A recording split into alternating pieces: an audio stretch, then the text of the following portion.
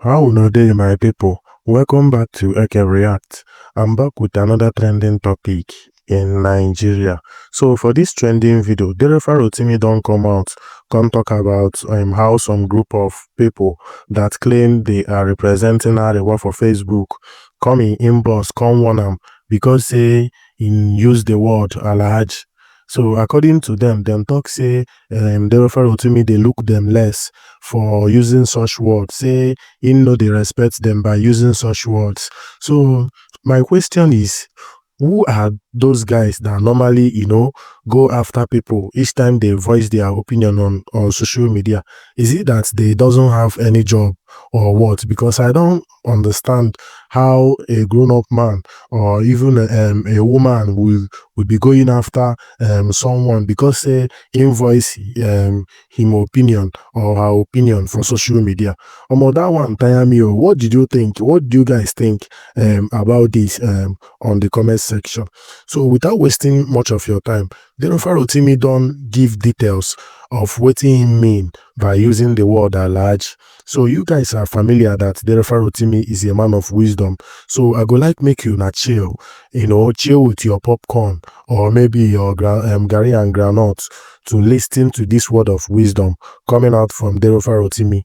Pay attention and don't forget to like this video so that YouTube will recommend it to more people, and also subscribe to this channel if you are new to this channel. And remember to drop your opinion on the comment section. It's very important. Good morning, everybody. Yeah, it's the second Sunday of the year. I'm sure they'll find ever more creative reasons for you to give one seed or the other. But if I'm going to be asking you for any seed this morning, it'll be the one that tells you, be your brother's keeper, okay? Your brother might very well be a bulaba, an obediot. Yeah, you like calling us that. Or it might be an orange beretted moron. We have names for ourselves, but we're all in the same boat. So, if you have any seed to sow it to a brother or a sister in distress around you. So this morning, I would like us to talk about Nigeria, the victims and the Alhajis. Some tribal warrior appropriating the beautiful name of Arewa came to my Facebook page.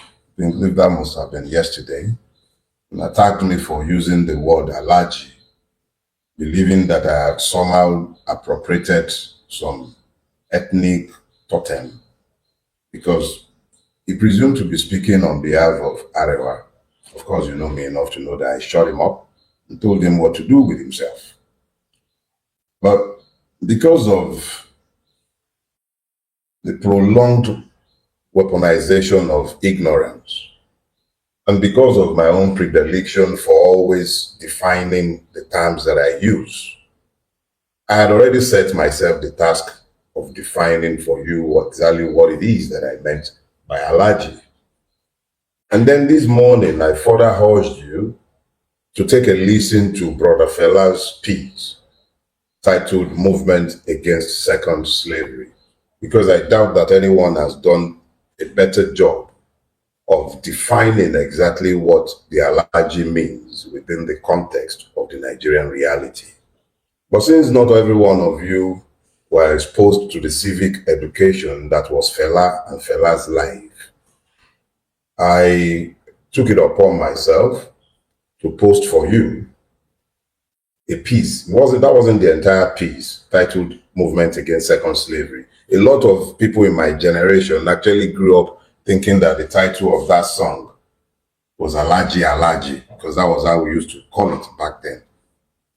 Those of us who are habitués of the shrine, we danced to it generally. A lot of us heard it, but not every one of us really listened to what Fela was saying. But some of us who are cursed with the gift of seeing understood at the time what Fela was saying, and we are living through the realities of what Fela said at the time. A lot of people have wrongly labeled Brother Fela a prophet. I disagree. Fela wasn't a prophet. Fela was simply a truth teller. He couldn't be asked to care what you had to say about him or what you thought of him. He simply told the truth as he saw it. Was he a perfect man?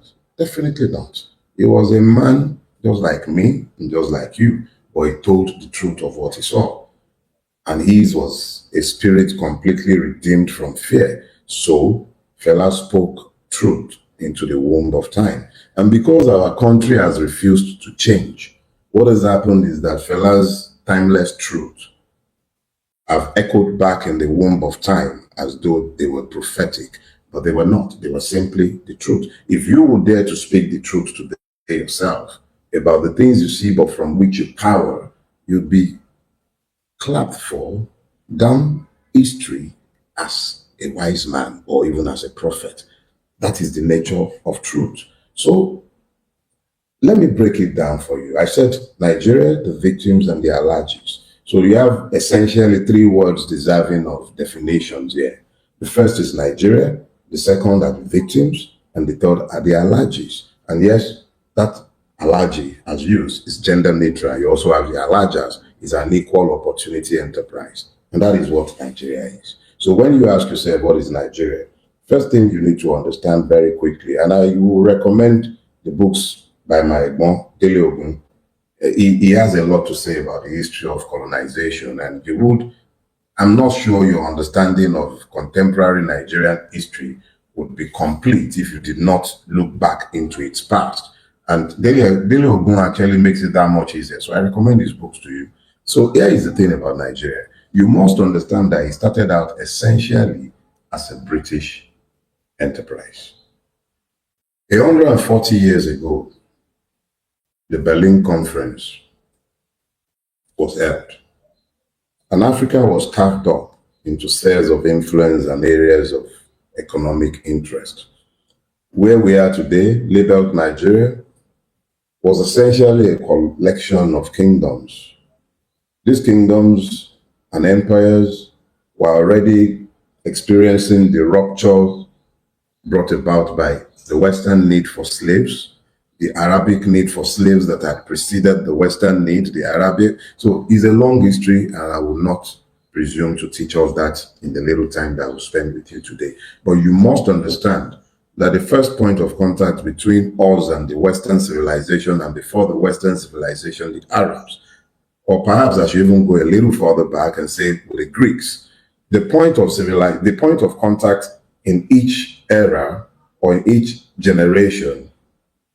Let's start with the Greek. The Greek came to learn, and then the Arabs came first to trade, and then as slave traders. And then the West came first to trade, and then as slave traders. So we've had different points of contact with other civilizations, but what you find today known as Nigeria is essentially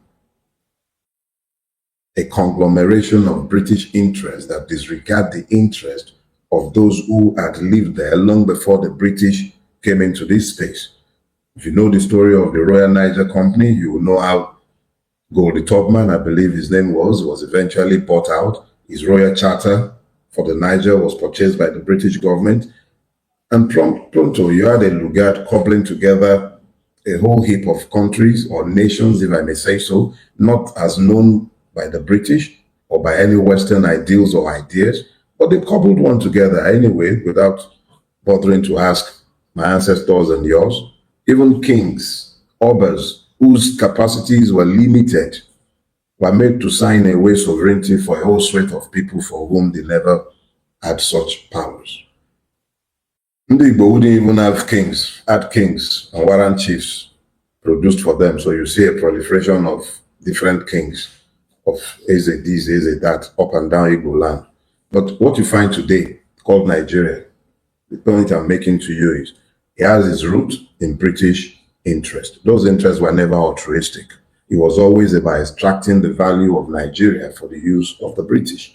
That was the foundation of Nigeria. So what you have today called Nigeria, I'm not going to be able to give you the entirety of that history in one short session, but understand that it came into being as a function of colonial imperative, British.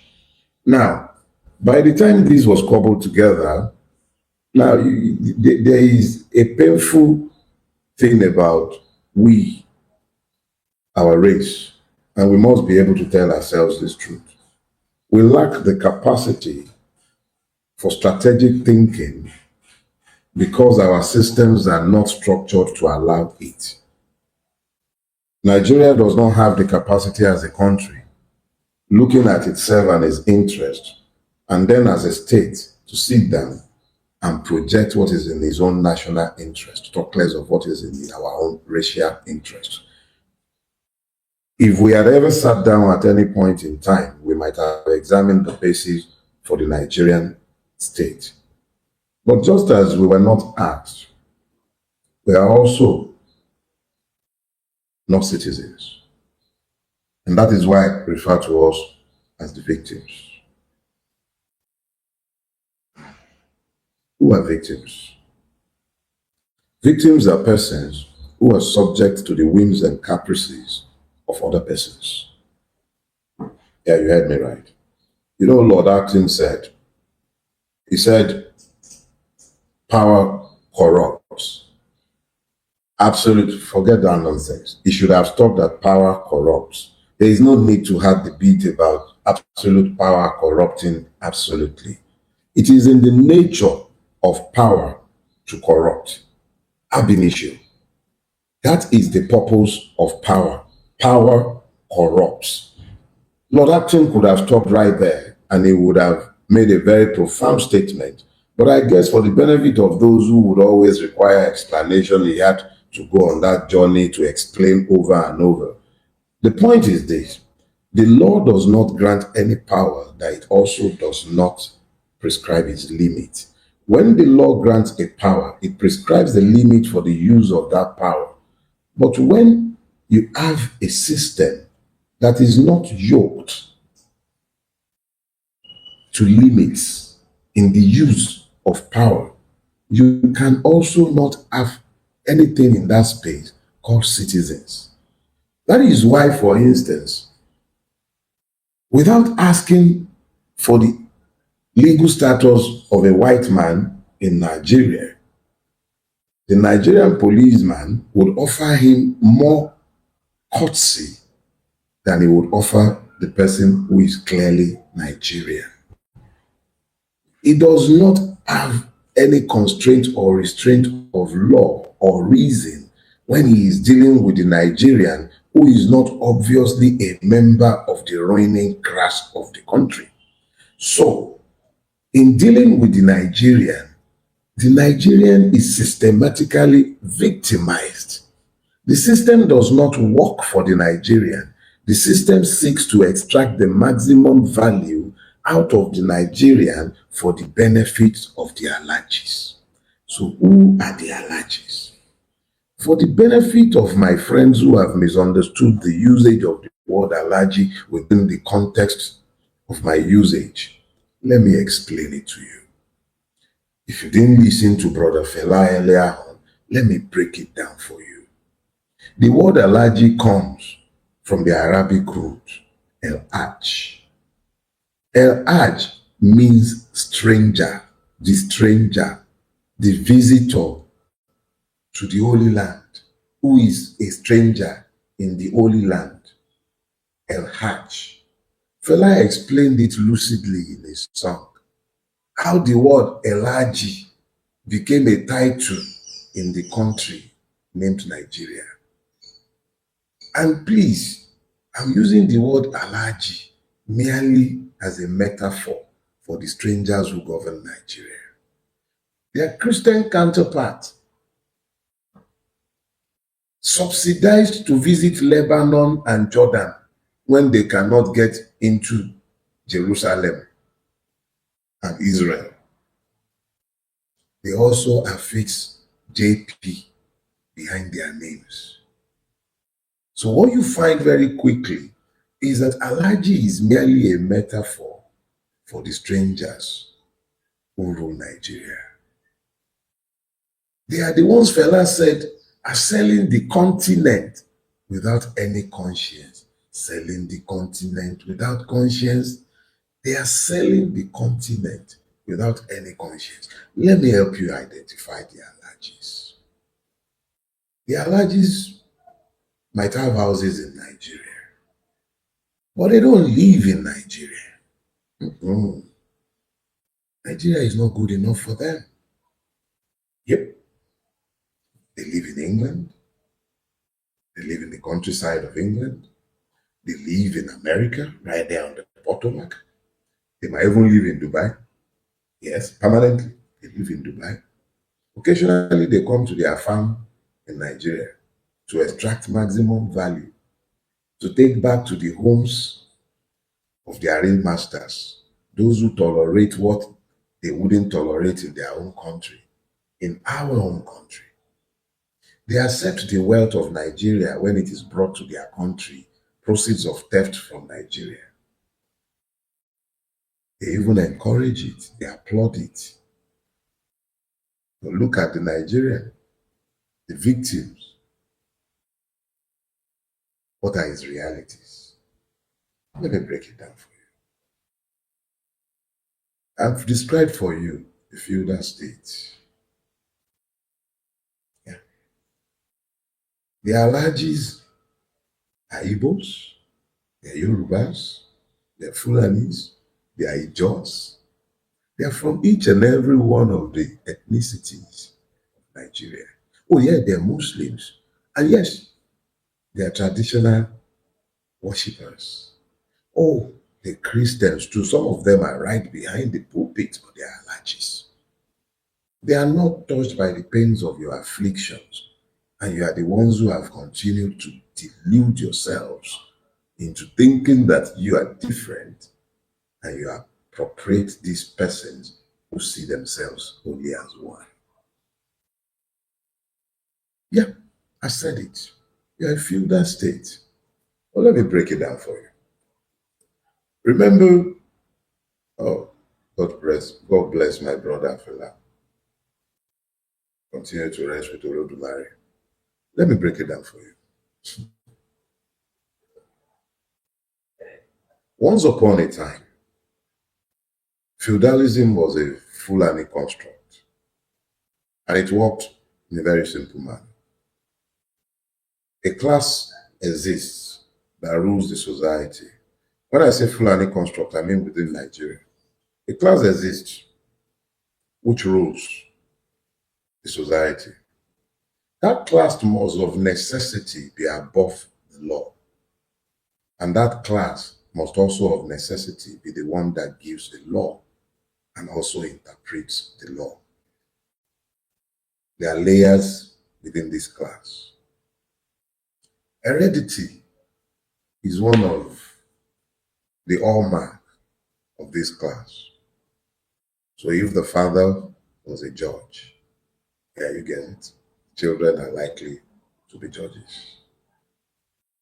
If the father was a senator, the children are being groomed to be senators.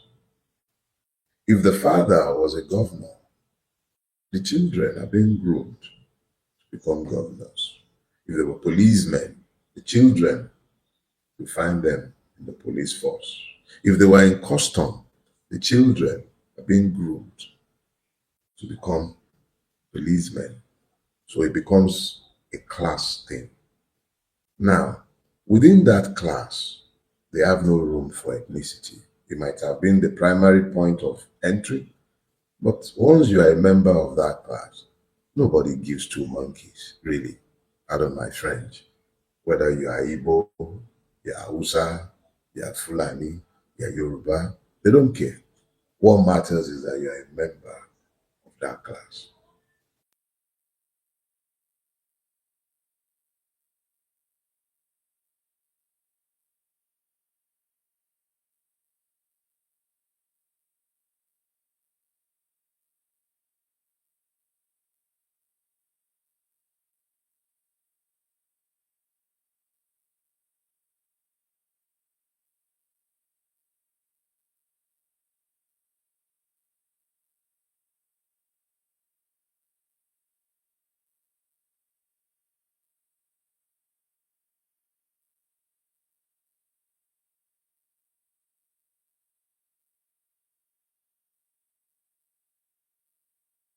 Okay, so I'm told that my mic went off.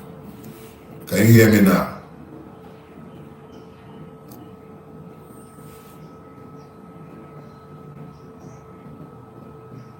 All right, thank you very much. What I'll do is I'll go back a step. It is very possible that I believe that. Can anybody give me an indication of at what point audio was lost?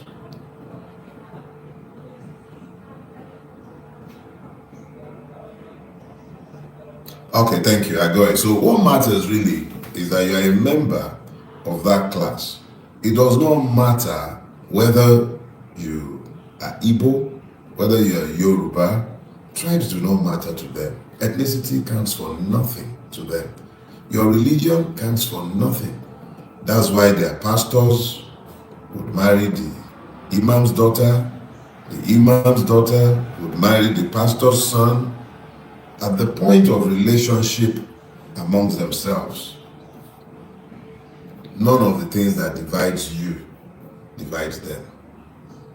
So the problem is that the victims have a problem recognizing themselves.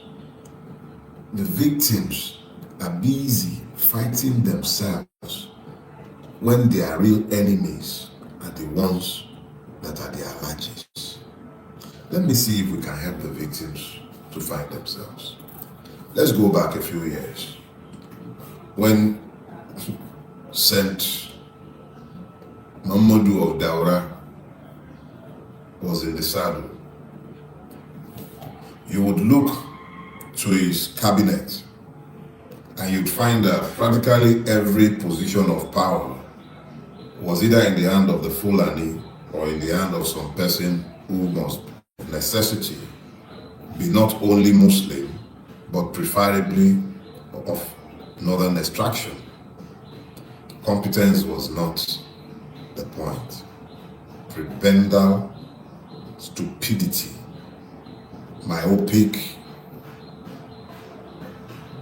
idiocy governed appointments. Yorubas cried and wept and shouted about this. Southerners generally, particularly in the Igbo, yelled the most because they were obviously the most marginalized under Buhari. And then Bulaba entered the scene. And everything that Buhari ever did, for which the average Yoruba had a lot to complain about, Bulaba has done and surpassed. Of course, the marginalized must cry. And you really cannot and should not presume to prescribe how the oppressed must express their feelings. Ndigbo has again been given more than enough reasons to shout. The gentleman also Biafra keeps reminding me that we must ask them to free Mazi Nnamdi Kanu. I will never beg for the freedom of anyone held captive by the Nigerian state. And that's exactly what I think MNK is, a captive of the Nigerian state. If he's committed any offense, he should be tried. But this is exactly the point I am making. It was okay to do it under Buhari because Fulani, of course, Awusha hated Ndigbo. Now it's okay to do it because, of course, the Yorubas hate Ndigbo. Regardless of whether the Yoruba truly hates or does not hate, whether we are dealing with the individual or whether you've lumped everybody together, the point I'm making to you is this. We are all victims and they merely distract us and divide us by this ethnic hatred. I'm not saying anyone has done that by calling for MNK's release, no. Point I'm making is that that is what they prefer that we focus our attention on.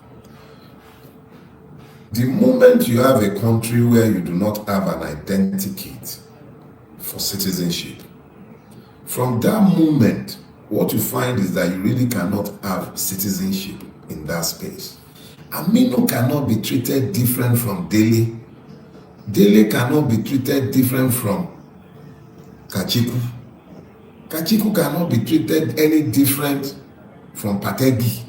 If we cannot just simply be one in the sense that we are treated as one under the law, it simply means you have a multiplicity of victims instead of having citizens in that space. The reality of the victim is that it does not matter who is in power, whether that person is of your ethnicity, whether that person is from your religious persuasion. It does not matter if you do not have an identikit for who a citizen is. Let me show you. In the years of Buhari, the most common victim of his incompetence and myopia were the Fulanis themselves. Because of Buhari, the Fulanis as a people were demonized. It wasn't about dealing with the individual. Because of Bulaba, the Yorubas are also today being demonized. Maybe one day you end up with an Igbo person like Oji Uzokalu, and then the same thing is replicated, and the Igbos will again be further demonized. So it is the system that allows these evils to happen. Nigeria as it is, that is the system that we should all be focusing our attention on. But what do the Alhajis want? What would the Alhajis prefer? The Alhajis would prefer that we debate elections. The Alhajis would prefer that we talk about the multiplicity of fault lines that Nigeria has opened up amongst us. Nigeria would prefer that we talk about sharing positions, winning offices, spreading the national cake. That is what Nigeria would prefer. The beneficiaries of Nigeria, both within and outside Nigeria, would prefer that we focused on our differences rather than focus on why we are where we are and how we may be able to chart our way out of where we are, which every one of us more or less agrees is not where we want to be. That is what they would prefer that we do. And they do this using members of the Alhaji class, your clerics who come preaching hatred to you from the pulpit, whether those be pastors or imams. They benefit. They don't speak against the system because the system feeds them. The system is what puts food on their table, assures that they can ride billion-naira cars. It's the system, stupid. They don't speak against the system. They will tell you to pray for Nigeria because they are preying on you. They are preying on Nigeria. They are preying on Nigerians, and they tell you to keep praying. They don't tell you the cause that has led to the effect that has made living in Nigeria and as Nigerians miserable and rendered the Nigerian victim. They don't speak to that. Seed time and harvest time, they tell you when it's time to demand tithes and offerings of you. But they don't tell you how the choices made by members of their class, the politicians, affect the fruits that you are reaping on a daily basis. But they tell you to pray. They are praying on you because they are Alhajis. Do you understand? When you look to the primary Ebimbawa, is that Igbo? Oh yeah, is that Fufude language? Oh, is that Ijo? That's Yoruba. A Milokan has become a Bilokan because you are not a member of the class. You don't belong to the Alhaji class. You are the one who feels like belonging, and to belong, you've embraced hatred. And because you've embraced hatred, you can't see your fellow victim. It doesn't matter what language or religion the other person belongs to. It does not matter. What matters is this. Is the same, is that person suffering the same deprivation as you? Is the Fulani man going to a different market from you, that the Igbo man does not knock his head on the ground the way you pray, does it mean that he bleeds any different from you? Did God tell you really that you should hate anyone on his behalf?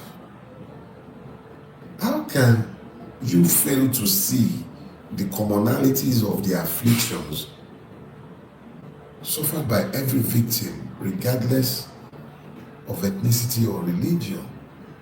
How can you fail to see that the governors of your state speak your language, are members largely of your own ethnic group, but are not touched by the pains of your afflictions? Their doctors are not in Nigeria. Their dentists are rarely ever in Nigeria. Their homes, not their houses, homes are rarely ever in Nigeria. You are the ones who are stuck in Nigeria. You are the victims of Nigeria. And yet, you are the one who is employed to hate yourself enough not to see the you that is in the person that you are hating. The other man is as much a victim of Nigeria as you are. He is as much a victim as you are.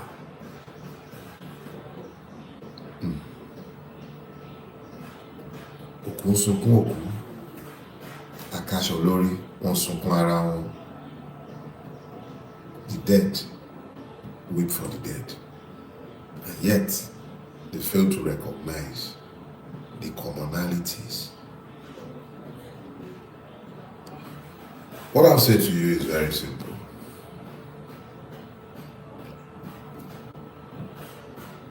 We have a clear pathway out of the mess that we are in. What I have sought to describe to you is the reality of the Nigerian, the true meaning of Nigeria, who his victims are, and who the beneficiaries are, the Alhajis. But it is not enough to diagnose a problem, but then fail to prescribe the medication. And I have never failed at any point to offer a way out. The only thing that had happened before now is that you were not listening. It has taken literally my own self-immolation for your ears to become a little better. Your hearing has improved significantly. I must say that. So let's try again. Nigeria pretends to be a democracy. And the electoral pact, as sick as it is, and I must say it is sick, it is not designed to deliver any value. The second, can you stop that? I'm having some sound interference. Sorry about that. The electoral pact is not designed to deliver value to the victims. It is merely designed to offer some measure of legitimacy to the fraud that we have called elections in Nigeria. Just before I was abducted, I had called for electoral reforms. I'm not a man given to much by way of patience once I've settled on a position. And I generally never believe that you guys listen to anything, so I tend to speak believing that I'm speaking into the womb of time and that it is another generation that we go on to do what is necessary. So I'm going to hide all chat because it's becoming a little distracting with my Biafran brothers and those who are speaking to them. So I really can't see whatever you're typing again so that I might be able to round up my sermon. So as I was saying, I remember distinctly saying at the time that we must have a national boycott so that the legislative arm might hear clearly our demand for electoral reform. Don't worry, I have no illusion about the country in which we live. But I also believe that it is on us as victims to chart a course, a peaceful course to our emancipation. That it is completely on us as victims to demand a way out of the mess that we ourselves have imagined, discussed amongst ourselves, gotten ourselves to buy into, with a clear pathway into the future. I believe it becomes that easier for the people to be mobilized. And the next election, if there be one in 2027, will not merely be a charade, because long before that date, the Nigerian will know exactly what constitutes change and what kind of change he is expecting. And when the people become awakened to the possibilities of change, substantive change into which they may buy, it then becomes easier to have an electoral revolution. I've never been shy about making clear to all of you, if we do not have a revolution in Nigeria, we cannot change Nigeria. But not every revolution is based on violence. Because this revolution is not just about changing a system, it is about changing ourselves, our mindset. We must move from the victim mentality to the citizen's mentality, where we hold ourselves as accountable as we expect to hold the system that we must create. Because the system with which we are grappling today, and I have no doubt about it, this system is the true evil. It is not about persons. Persons are abusing power because the system is structured to allow it. Whatever power you're seeing abused in Nigeria, whether that is judicial power, whether that is the power of the police, that of the DSS, the custom, the EFCC, all these abuses are obviously allowed by a system that is not structured to uphold the law. Impunity has become a culture with us. It's not just the persons in government. Musicians would have people picked up and locked up. Bankers would have people picked up and locked up.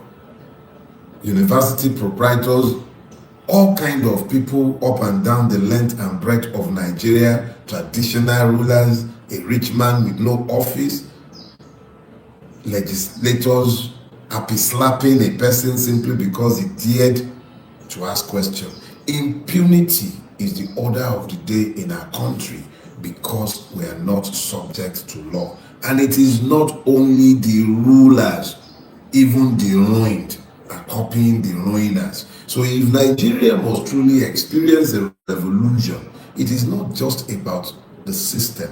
We as individuals, including myself, must get to the point of understanding that it's no longer about they are the problems. We collectively are the problems because we are the victims, but we are also the solutions. But this can only come about when we understand that there isn't going to be any Voltron anywhere.